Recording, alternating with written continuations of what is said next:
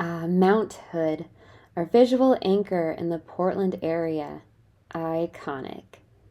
When is the last time you thought about its glaciers? Because they're changing faster than most people realize. This is a photo of Coe Glacier in 1901 and Zigzag and Palmer from 1935.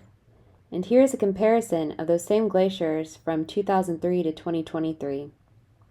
As you can see, they are disappearing at a fast rate, and so is our snowpack. This creates a domino effect you might not immediately notice. You can think of snowpack as our natural water tower. So when it's low, we're not only just losing the ski snowboard season, but we're also losing our most reliable summer water storage. That water, also important for fires. In the Cascades, you can also think of the snowpack as a slow release sponge that keeps our forests damp. And without it, the forest floor dries and we could have a fire season that starts weeks earlier than usual.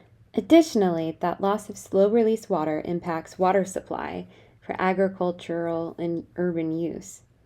Salmon and other organisms struggle with shallower water, which heats up faster or can dry out completely.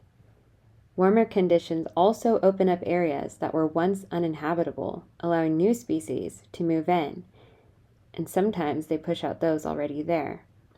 Plant and animal species are already moving poleward and upslope.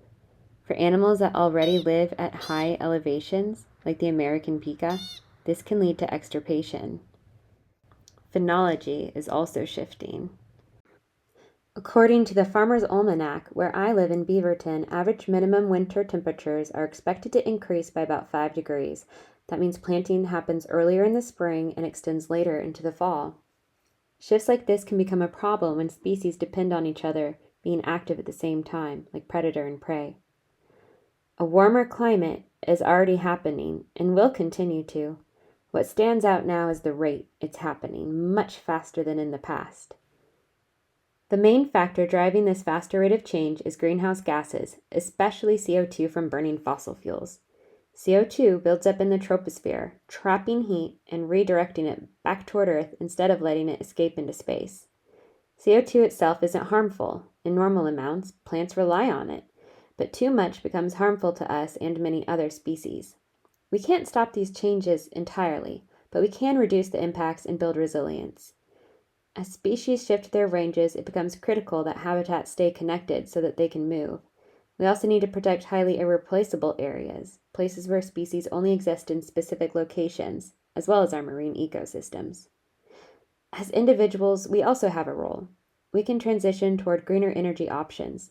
They all come with trade-offs, but they generally contribute less CO2 to the atmosphere. We can use our voices by getting involved with local organizations like Climate 350 PDX to support policy change. We can plant trees with groups like Friends of Trees, volunteer at local parks and wildlife centers, and support restoration efforts already underway. And if time is limited, monetarily supporting organizations that are already making a difference is another meaningful way to contribute. But just as important, get outside, spend time in these places, and bring the children in your life with you, because connection is where all of this starts.